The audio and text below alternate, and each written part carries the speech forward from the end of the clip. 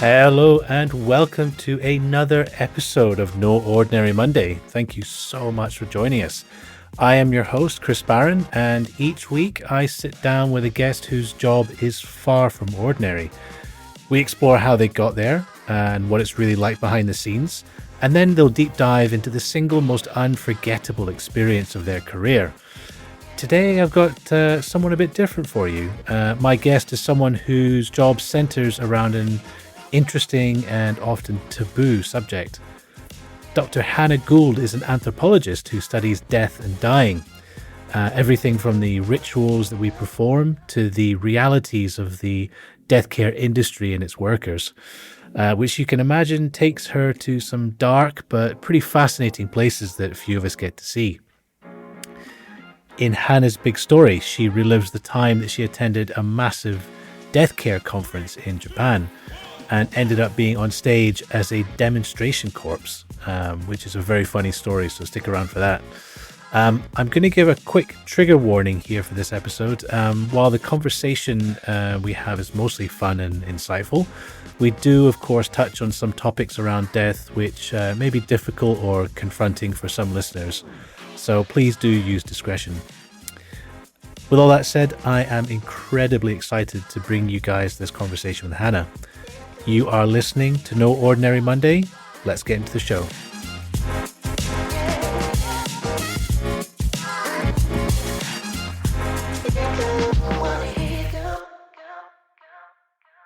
All right. Hannah Gould, welcome to the podcast. How are you doing today? Hi, I'm doing well. Cold. Yeah. Cold. Chilly It's Brisbane. Melbourne. Sorry, Melbourne. Sorry, not Brisbane. No, we don't do Brisbane. We were cold Melbourne. Yeah. So it's actually, I don't know, maybe a couple of years since we last saw each other face to face when we were working on the on a documentary about death for the Australian Yes, up in Broadcasting Sydney. Corporation. Yeah. Up in Sydney, documentary about death. One of the weirder emails and phone calls I've ever received. And that's coming from a death researcher. And from a death researcher. So, you know, my inbox is just filled with some absolute pals, members of the public, various tech people, doctors, etc., just asking me for my hot takes about cremation, etc. But yeah, no, you stood out, and Nice. very fun experience, but also again one of the oddest experiences of filming that and then trying to smuggle a small corpse model through domestic airport in Sydney. So basically, yeah, some context required for that anecdote. yeah. So we were making a documentary for the ABC about death and dying, and we had this great host, Matt O'Kine, who's a comedian, and I think we were kind of like, oh, how do we sort of make this interesting for people and show all the different ways that you can like get prepared or treated after you die? How do you get rid of a body? Yeah.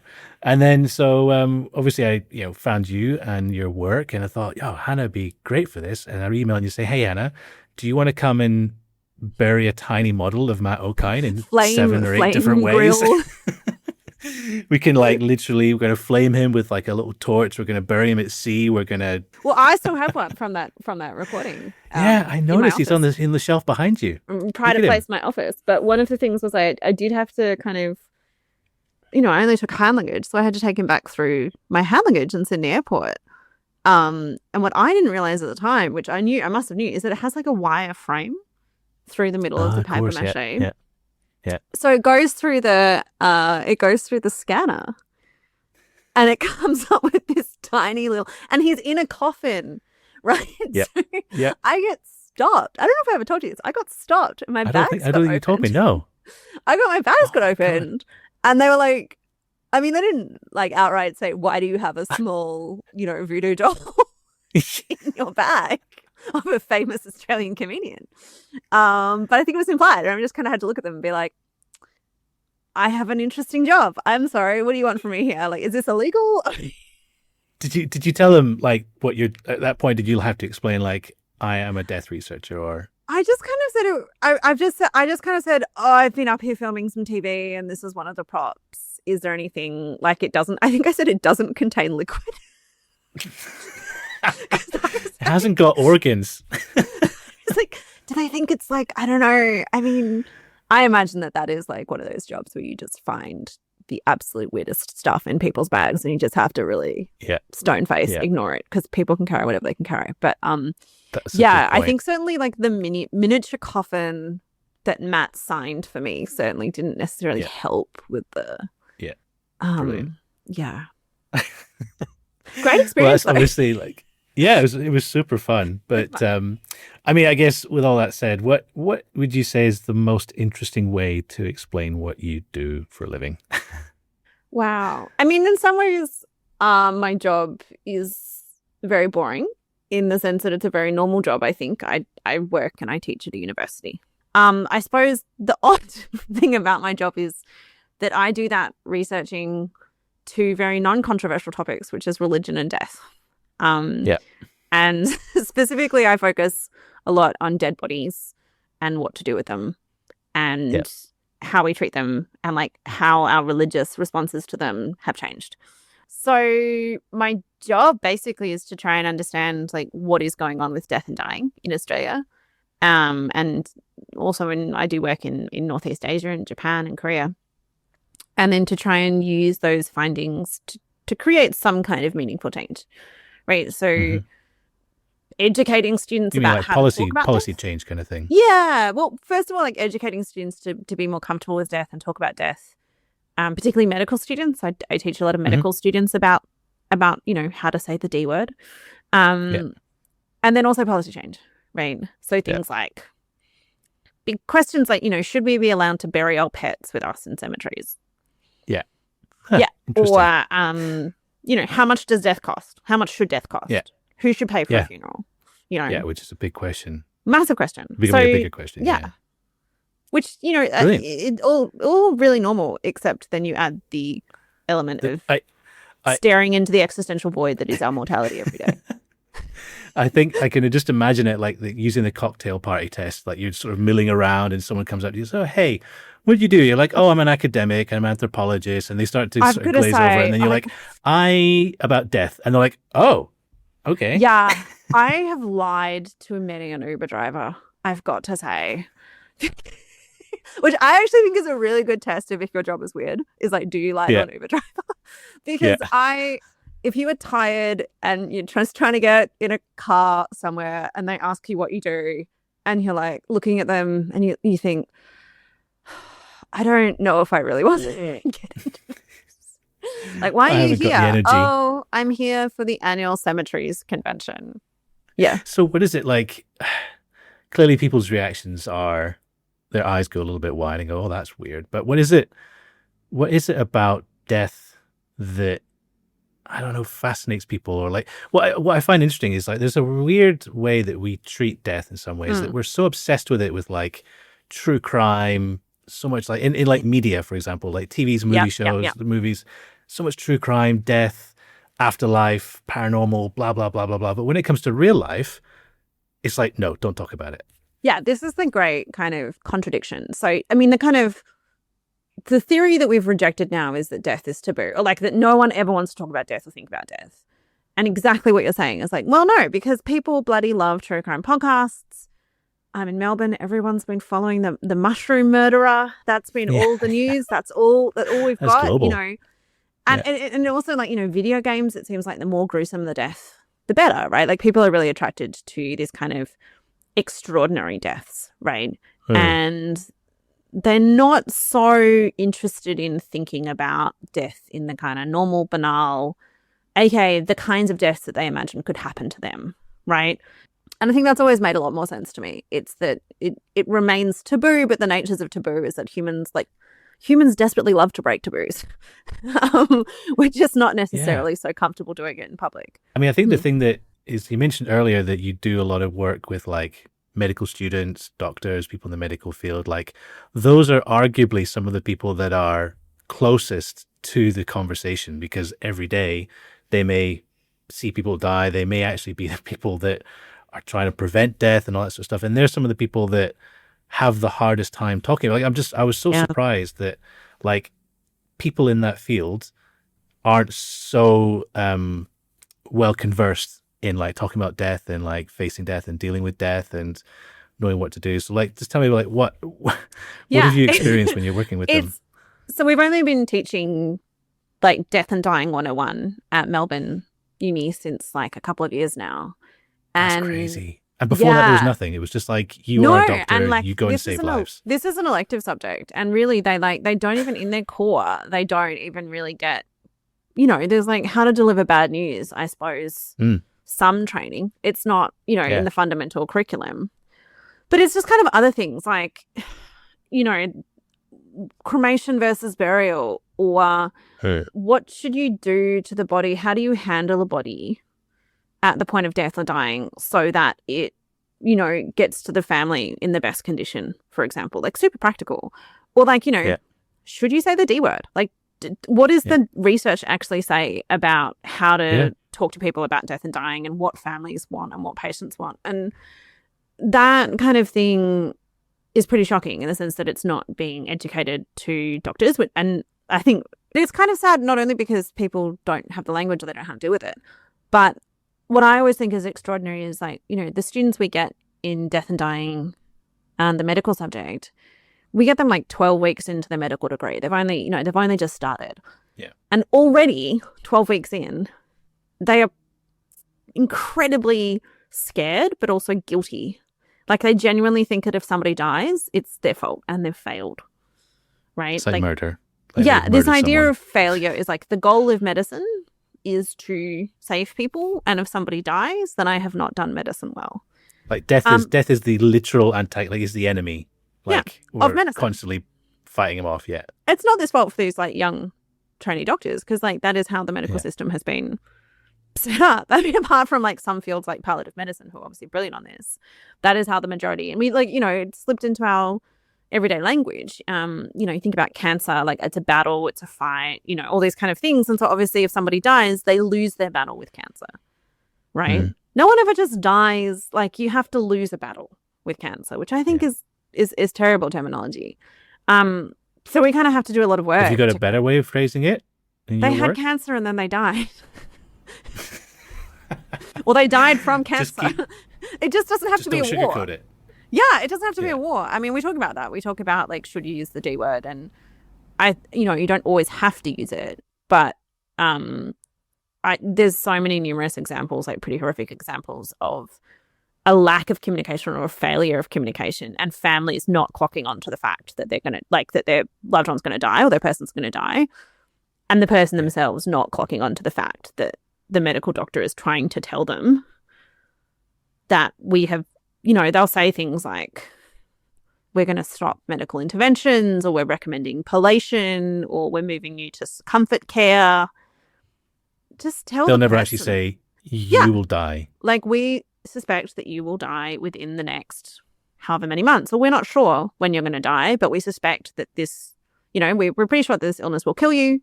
You will die. We don't think there's anything we can do to prevent that. Have you ever thought about, have you ever sort of yourself swap roles? Maybe. Yeah, keep it a bit nicer. But if you were in that position, like getting that news, would you not want them to sugarcoat it, or at least sugarcoat it for your family? Or would you be like, I've been in that position. Just say it like it is. I've been in that position though. Like I've seen, so my dad died. One of the reasons I got into this whole work is like my dad died 2013, like 13 years ago, 12 years ago. I was super young. I was 22, 23. I thought I was very mature and totally able to deal with that knowledge when it happened. And I was like, he was in hospice and I was in hospice with him, and he had not accepted the fact that he was dying and was kept asking about like potential treatments and that sort of stuff. And I saw the doctor come in and kind of just entertain his idea that there might be possible treatments, like that. And I was like, this is ridiculous. Like, and I think part of it is that, I wonder if it's that doctors are really worried about destroying hope, right? That they think hope is so important, right? We can't let people give up or have an existential crisis, to which I can only reply, like, it's death. Of course you're going to have an existential crisis. That's kind of the point. You're not supposed to be okay with it, but it doesn't mean you can't deal with it. Yeah, and I think it's exactly right. 100% those things. You don't have to be okay with it. Like, you don't it's not something, and that getting out of that mindset for students, like, this is not something you can solve, right? Yeah. It's not a problem for you to solve. And so I try and get them to think about, instead of like their goal being life-saving, is I say to them, every single patient that you see, whether you're a podiatrist or pediatrics or chiropractor, not just a medical profession, any kind of health, every single person, your job is either to help them die later or die better. Yeah. But they're all gonna die. No one's gonna live forever. No one has ever made it out of here alive. Yeah. We're all, so you're not saving them from death. You're either delaying it or making it better, and hopefully both. Like, have you had any feedback from those students about that course? Have they gone, it completely changed the way I've thought about it? Or the first time that a patient did die on me, I thought back to what you were saying, blah, blah, blah. I've had medical students actually who have come into the program being like, I'm really terrified of death, and like, I don't want this to be part of my job.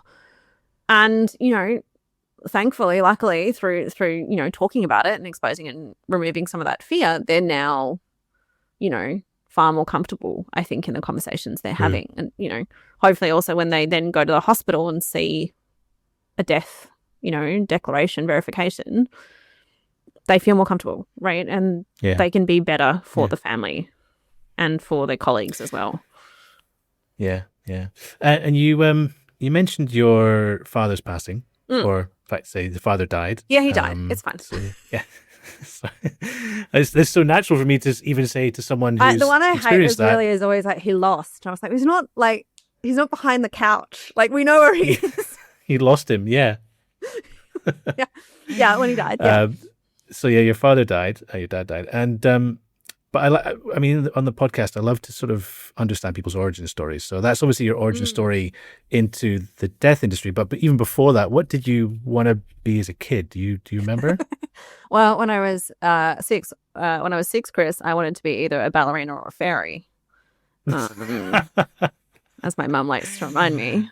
Oh, when did those dreams two viable career choices that I. No, I mean, I was reflecting on this the other day. I think I was always a very precocious, very studious young child. And I distinctly remember the first time I met somebody who was like a young woman who had a doctorate, who was studying for her PhD. And I thought, oh my God, like, I could do that. Like, I want to get a PhD. That's the thing I want to do. I want to work at a university. And I was at Oxford for my master's, and I was studying religion. So I've always been really interested in different religious cultural beliefs, and specifically, I mean, in this kind of the fundamental question of death, which is like, how does matter relate to spirits? It's a kind of an odd way of putting it, but a crucifix is just a crucifix. How does it become holy, right? Like an altar is just an altar. It's a piece of wood.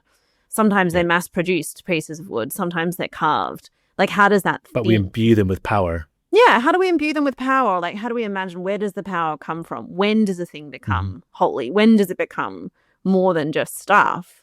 Which, ironically, is kind of the opposite of the body, right? Like, this is a thing that was human, and at some point it stops maybe being human and is now a thing. Like, it was a subject and now is an object.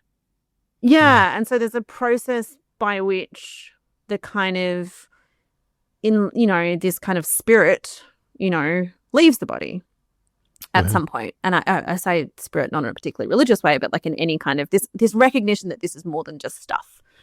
And like, what is the process by which this thing, which is more than stuff, eventually does just become stuff? Or does it ever become stuff? Which I like is not a, I think I got my PhD some time ago. I'm not going to answer this one anytime soon. Yeah. I suspect it may be a fundamental question of the human condition as opposed to an easy topic. So I started studying like religion and Buddhism and Buddhist materiality, and it just kind of so happened, or weirdly enough, the Buddhist altars that I was focusing on are also where people make offerings to the ancestors. And so I became more and more engaged in ancestor worship, veneration, death. And then my dad died, and big question, right? Like, what on earth is going on?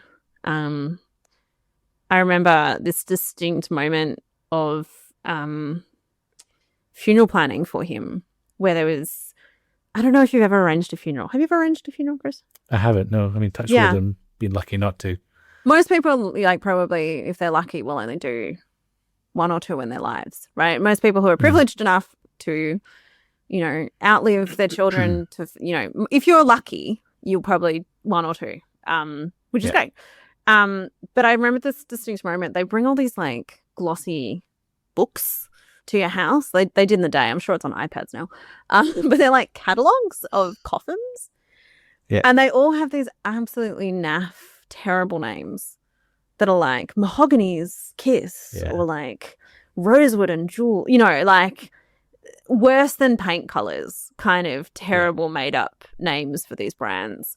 And I just had this like moment of sitting there trying to like pick a coffin thinking, like, who on earth designed this? Like, why is this the stuff that we've decided is the stuff that we want for the dead? Yeah. And also, you know, being someone who's quite a materialist, like in the sense of like quite an atheist, you know, I was like, oh, he's dead. It doesn't matter what box he's in.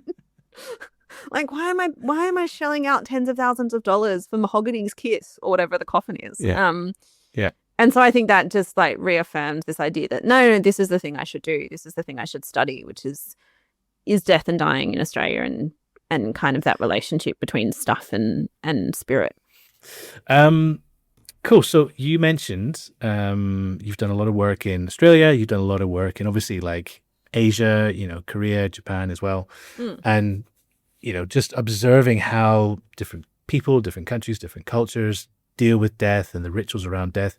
I'm just really curious, like, what are some of the most unsettling or horrifying or beautiful things that you've seen when you're looking at, it could be in Australia or anywhere else that you worked? I think one of the weirdest things about working in death is that it's both horrifying and beautiful at the same time, a lot of the time. And that's like, it always struck me as almost like too much information was going into my brain, like a real challenge to process and understand what had just happened. I mean, obviously I have this job which is similar to your job in many ways, that, you know, I go into these worlds, I go into these workplaces for a few weeks or a few months, and I learn how to cremate a body and I learn how to bury somebody, or maybe not similar to what you do every day, but, you know, I get to experience these insights into people's world, and I have to remember that, like, well, these people that is their day to day, that is their 9 to 5, right? And like, I don't think we often think about like someone's 9 to 5 being cremating a body, but that is that's a lot of people's 9 to 5 is go to work, cremate 10, 12 people, go home. Go to work, cremate 10, 12 people, go home, go to the footy on the weekend, go to the pub. You know, tell really bawdy jokes to deal with the emotional stress of having to cremate 10 people. And they do. These people, like, they do experience stress, I guess. Yeah. It's really funny because I'm always kind of almost hesitant to share stories because I think I try and be very careful about what I share, and I try and I will tell you a story that's quite confronting, but one of the hardest things of working at the Crem is, like, I think, you know, not for me, like, going in there for a few days, but for the people who actually work there 9 to 5 is obviously children and child death and having to cremate children remains, partially because so little of a child makes it through the crematorium. Right, that it produces such little material, and, you know, thinking about death and the sacred, like, if there is one thing that is sacred across societies, it is children, and so children dying is such a tragedy in every circumstance, and so people working at the crematorium, you'd think, oh, they must be immune to this by now. This is their day to day, but at the same time, like, when there is a kid that comes through that is the same age as someone's child who works there, that's a really tough day for everyone at the Crem. I mean, look, I always struggle to share it because I don't know how much people want to know, but, you know, there's a real surreal experience of just talking to this guy who worked at the Crem, and we're just having this casual conversation, and while we were having that casual conversation, he was crushing the bones of an infant with the back of a teaspoon.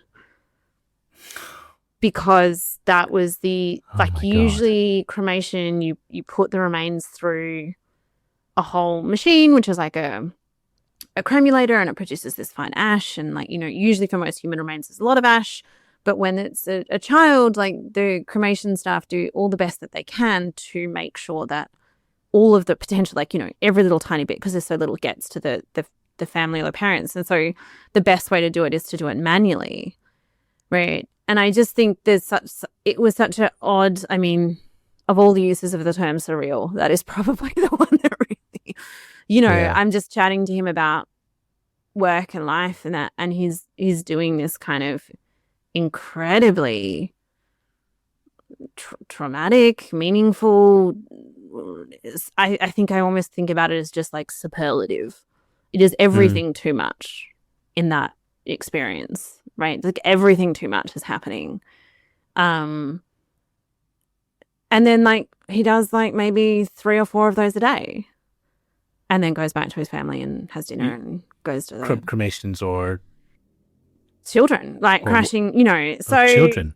Yeah, depending on the crematorium and the capacity and all these other questions. And I think it kind of, one of the things that's so hard to talk about those experiences, I think because they affect a lot of people, and obviously if people have kids, imagining that's so horrific.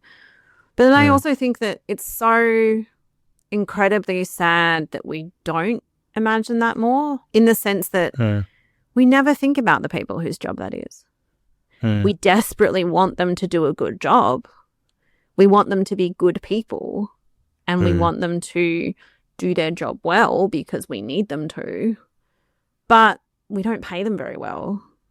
And, when they say they work at a crematorium, we maybe treat them with a bit of stigma or taboo. And we think, oh, you must be how could you possibly do that job? But somebody needs to do it, and we really want them to do it well. Do you know what I mean? And so it's this kind of, this, as horrible as that, not horrible, but as intense as that experience is, it's my gosh, you really hope that on your worst day there's someone who is willing to do that. Yeah. And is willing to do that work. They're good at their job, and they take pride in their job, and blah, blah, blah. They don't do it.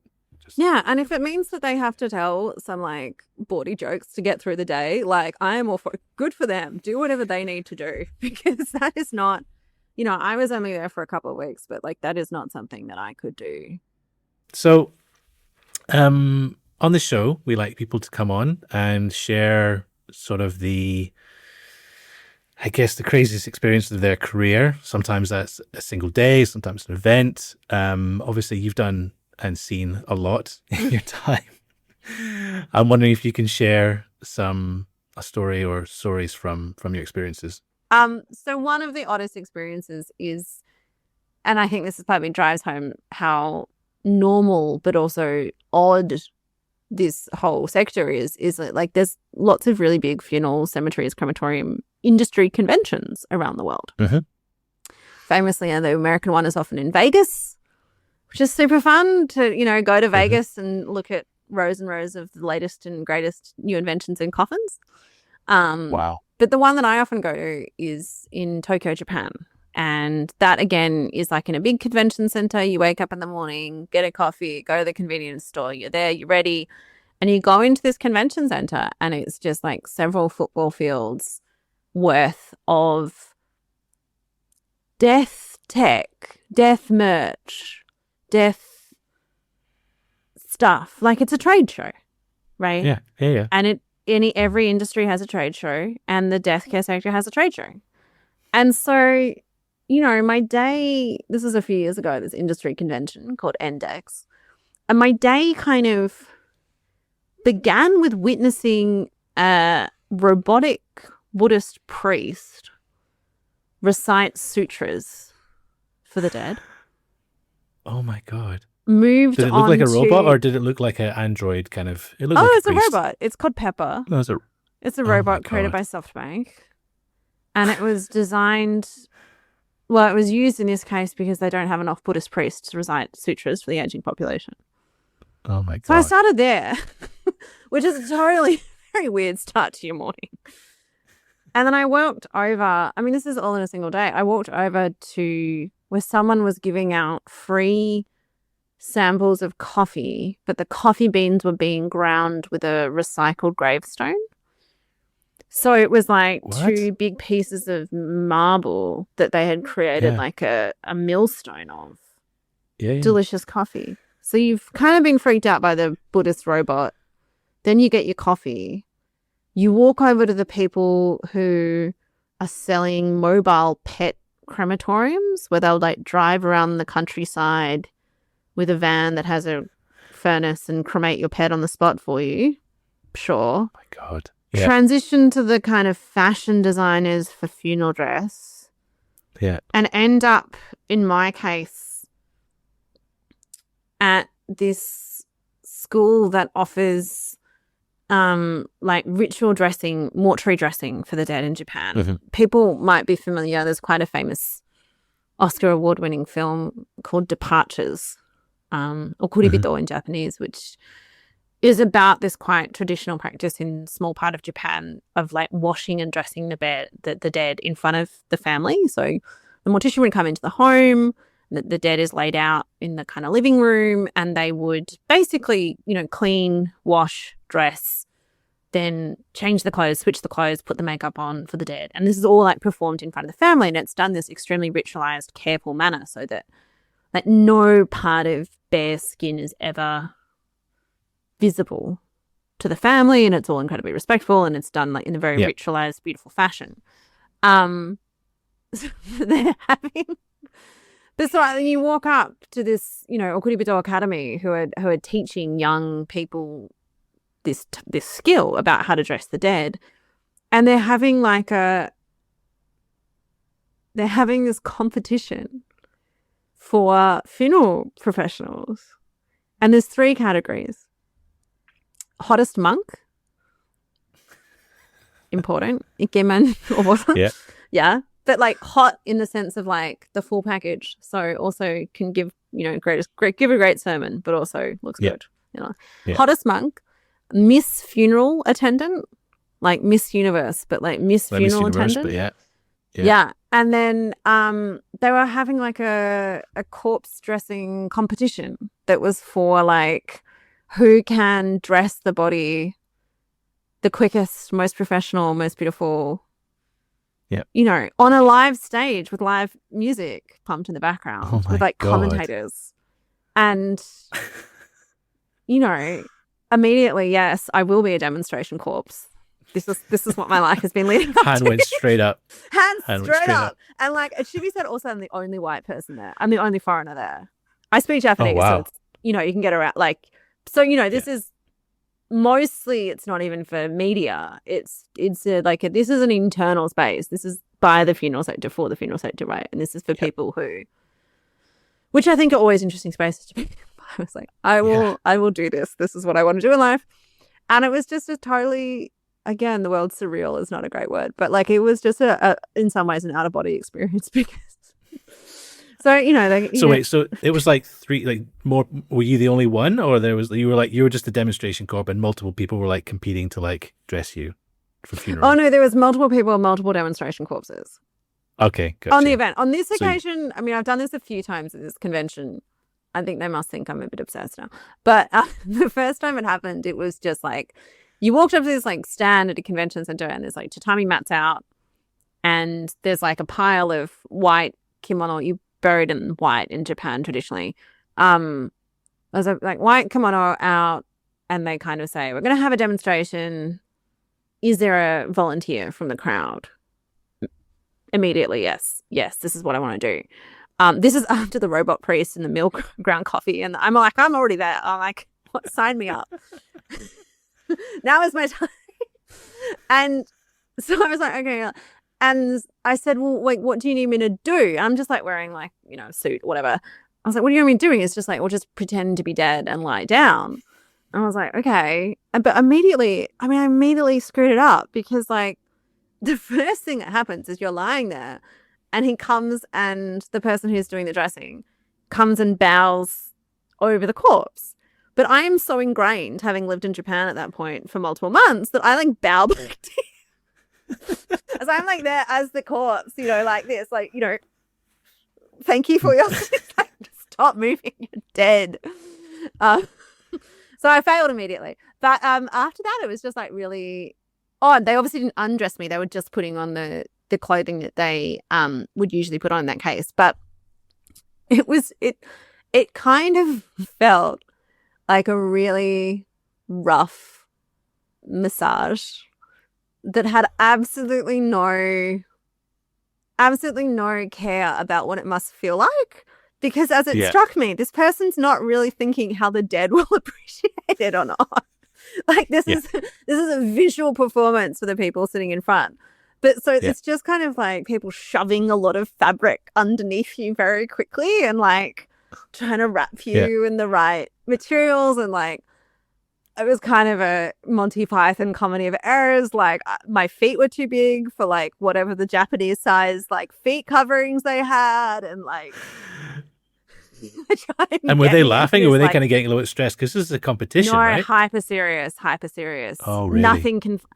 Unflappable. Because that's their whole job, is to be unflappable. Yeah. I mean, funeral attendants, funeral directors, anyone who runs a funeral, I mean, get them to organize anything in your life because they've got skills, but also completely unflappable because like it is their job to appear calm, collected, like everything's perfect, even if it's all falling apart. Which often is, because that's the other thing. Funerals often go wrong. They're just events that things often go wrong. So this is all kind of like a bit of a comedy errors, and I can't see anything, and I just really want to see. So I'm like trying to open my eyes as a dead person. And I mean, it's fine in the end, but it's just that is one of many ways in which I just became dressed as a corpse. And oh my God! But wait, did you win? My guy was like the he was like the head. He's like the head. I went to the top for my first corpse dressing experience. Wow. But have subsequently I got the gold treatment. You're a good corpse. You were a very good corpse. I was a very good corpse. It's a skill that you don't really think about. And then you end up at some point of your life thinking it's like a real record scratch moment in my life. So one of the things that we actually covered on the documentary when we worked together on that one, or you were part of, but it's this idea of peak death, and it's something that I have been following kind of separately, just the fact that population is in decline, which essentially means in the coming years, we're going to have a lot more dead people than people being born, but essentially just the population of aging people and people dying will increase. Yes. I mean, there's several things I want to go into on this. Obviously, like, there's careers in the death industry and that market and all that stuff. But like, just talk us through like that sort of concept, what's happening right now. And sort of I mean, look, society. if you're looking for a career path that AI will not disrupt, handling dead bodies. Can I introduce? Except if it's robots into priests. Yeah, that's a good point. Yeah, God damn it. The robots will win again. So yeah, peak death is a little bit of an amorphous concept. It's not very well studied yet, and it's something I'm actually hoping to do a big project on in a couple of years. But it is something that we've noted a little bit more in aged care. But peak death is basically a phenomenon where more people die than ever before as a result of our demographics, and they are demographics of aging populations, and particularly demographics of populations that experienced a post-World War II baby boom. And then subsequently, the baby boomers have not had as many kids as their generation, as it were. So we've got this kind of bulge in our demographics. And I think the youngest baby boomer is just past 65 this year, which is what Australia classifies as an older person. Yeah. I always find this quite awkward to talk about, because I'm a millennial and there's something particularly... Same. Yeah. So when I stand up in front of a room of people, particularly when I'm asking for funding and say the baby boomers will die, like, bless her heart, my professor here, she's like, well, you can't say that. I'm like, what do you mean I can't say that? She's like, well, but I don't want to hear it. I'm like, well, but millennials will die. I'm fine saying that. It's not an offense. This is not an accusation. Yeah. You're older Australians, you're going to die soon. This is fine. Like, this is what happens to everyone. But the question is not so much like, there's a two-part question. One is like, does our deathcare system as it currently stands have enough capacity to handle what's going to happen? Do we have enough crematorium? Do we have enough graves? Do we have enough professionals who work in the sector, whether that be a grief counsellor or a probate lawyer or, I don't know, a crematorium officer, whatever it is, you know, are we going to be able to handle this? And, you know, add to that the spicy, fun, exciting perspective of a pandemic. Throw that in somewhere, you know, that could also put pressure. And then I think the second one that's also kind of interesting is, what is it about that generation that might change our relationship with death, both in how they approach death and how they choose to die, but then also like how their children choose to bury and cremate and commemorate them. So not to say that there's both like challenges and opportunities, but there's like a concern about capacity in my mind, but then there's also like a lot of interesting questions about like, well, then what will this look like? Because we haven't really hit there yet. Like it's coming. I've always wanted to write a book that's just called Boomers, Death to Boomers, but no one will let me. That's going to be a tough one to get published. Clickbait title, and then a very compassionate and considered book, which is just about subtitle. Yeah, classic. I love it. I mean, as I said, like in today's world, especially for like the Gen X, Gen Z, the job market doesn't look as strong as it may have been in our generation. Or putting it mildly, things are not getting great for my young students who are thinking how to make a living. The death care industry is a strong place to look. I mean, if people were interested, I mean, there's a lot of work that is going to, a lot of demand for work in that sector. Yeah. But what you've worked with a lot of these people, what does it sort of depend? I mean, there's a huge spectrum of roles you can take in the death care industry, but I mean, generally, what does it take to be someone that sort of works with death every day? Yeah, it's an interesting question because, you know, someone who cremates bodies every day it can be a rather different skill set to somebody who is sitting down with families to arrange a funeral. Yeah. So, you know, there's a whole group of people who see their job as horticulture, and their job is to, you know, look after cemeteries and do the lawns and do the botanical gardens and maybe dig a grave. So that's an area that you could get into. But what does it take to deal with death every day? I think one of the interesting things is that I think we would go back to talking about like death taboos and death anxiety. And what I find really interesting is that there's two groups of people that we tend to think that more religious people might have less death anxiety, right? Like, oh, you've got an idea of the afterlife, therefore you're not going to be scared of death. What the research has found, and this is ongoing, is that actually if you have strong religious belief or if you have strong atheist convictions, then you're less afraid of death. And it's the great kind of uncertainty that is what tends to make people more anxious about death, right? So it's almost like an inverted U in terms of death anxiety. And I think you don't need to have all of the answers or have like, you know, a total, you know, idea of what's going to happen to you after you die, you know, sort of thing, to enter into death and to work in death. But you need either some kind of belief or some kind of deep pragmatism. I think that's really important. Like you need to kind of be okay with going to work in a field that can be very emotionally taxing and distressing, and also like go home and go to the footy. Like have something that grounds you, that is part of your life. That's good and wholesome, and it's your dog, and it's running a marathon, and it's knitting, it's whatever it is.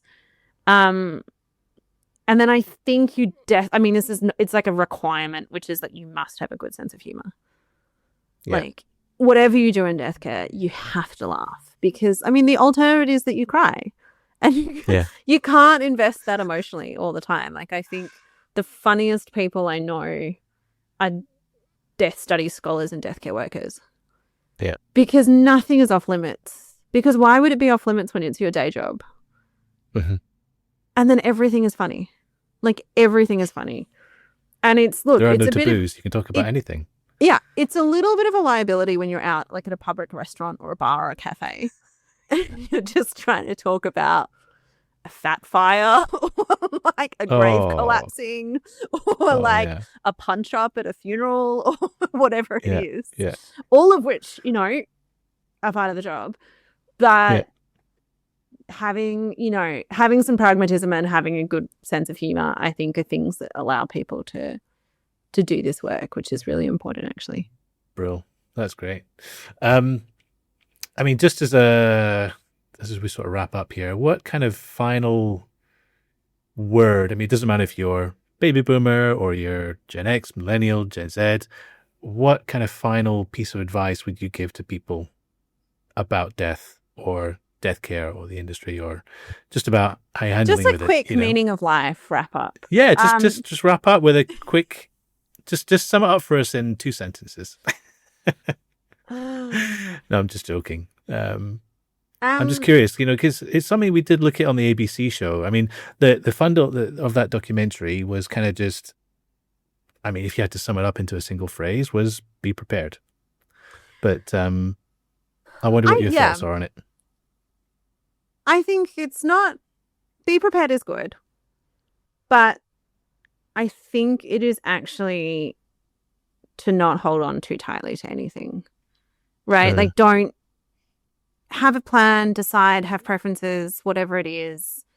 But like, being with death is fundamentally learning to be with uncertainty, right? We don't know when it's going to happen. It might happen tomorrow. Who knows it's going to where, when, all these kind of things. It's a practice in like just being okay with uncertainty. And so preparation's great. Talking to people is better. Like, having your own plans is great. Talking to somebody about those plans is even better.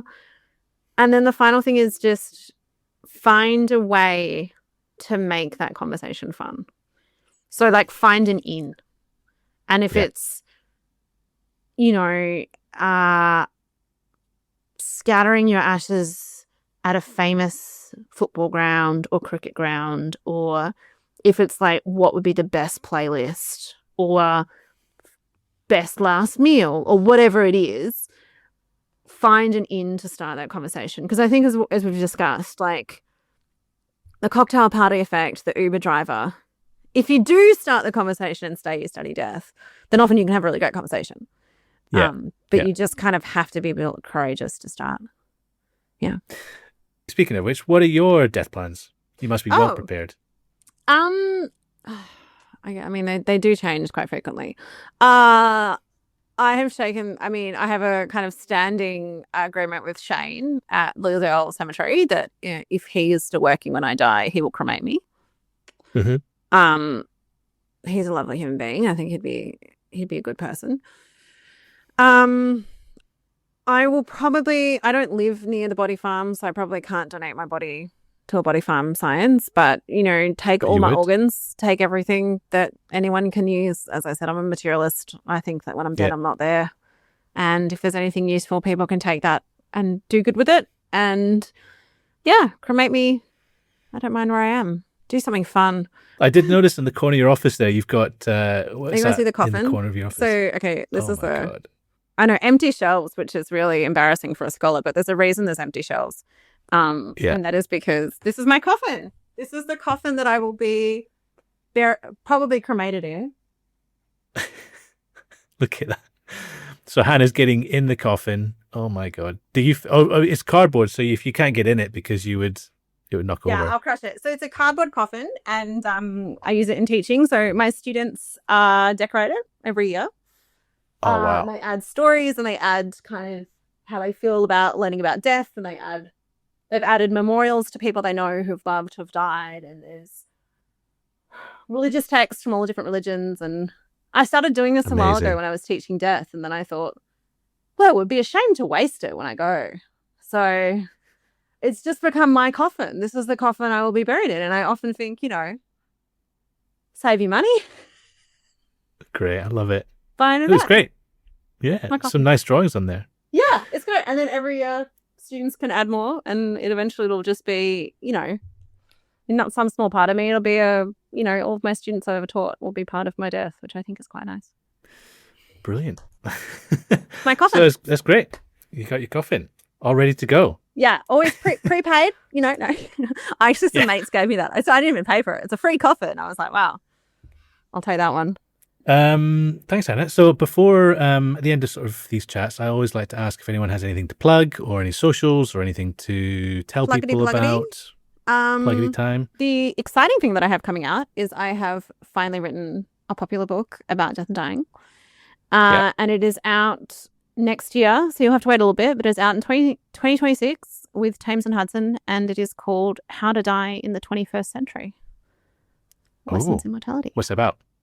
It's about 6 lessons in how to die and how death and dying has changed in the 21st century, and therefore, like, what does that mean for when we, do a funeral or cremate someone, or what does that mean for grief and how to approach that? So it's kind of a how-to guide for death, but for life. Yeah. Uplifting. Oh, yeah. Brilliant. All right. Well, once we have more information about that, I'll post it on socials and put in the website link and all sorts of stuff, and you let us know. Fantastic. Do you have social media, or do you got a website? I have a website, yes. So, if people would like to follow up with me and follow what I'm doing and publications and future books and, I don't know, podcasts, musical theatre one day, who knows? Media appearances, you do a few of those every now and then. Media appearances, lots of TV. They can just go to hannahgould.com. That's me. I exited all other social media because I kept reminding myself that I was going to die, and so I thought I should stop wasting time on it. That's probably very healthy. Yeah. Just remember you're going to die, everyone. It's fine. You'll be fine. It's fine. Nothing you do about it, except we're all going to die. Live with it. Yeah. Just live with the fact that you're going to die. Yeah. See, sounds easy. Pretty tough. We'll get there. Bro, Hannah Gould, thank you so much for taking the time. Lovely to speak with you. Thank you for having me. So lovely to speak to you. All right. We'll catch you soon.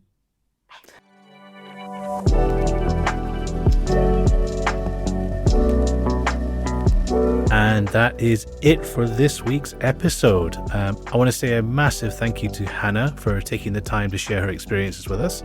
And a huge thanks to you all as well for listening. For photos, links, and more about this episode, please head to noordinarymonday.com and look for the episode page. You can also find information on our socials via Linktree. Our handle is noordinarymonday. If you have questions or want to share your own career story with us, we'd love to hear from you. Please get in touch via our socials. You can also email hello, HELLO, at noordinarymonday.com, or you can use the Submit Your Story page on our website. And if you enjoyed this episode, please do 2 really quick things for us. Give us a 5-star rating and review, and tell a friend. It really helps us grow the show and attract more amazing guests and inspire new listeners. The next episode will be a brilliant 2-parter. I speak to Tony Bonner, a former trauma nurse who was one of the first at the scene at the infamous Lockerbie bombing in 1988. It's a really fascinating and actually really well told story, so you don't want to miss it. So please subscribe and be the first to get new episodes. This show is produced, hosted, and edited by me, Chris Barron. Thank you so much for listening, and have a great Monday, everyone.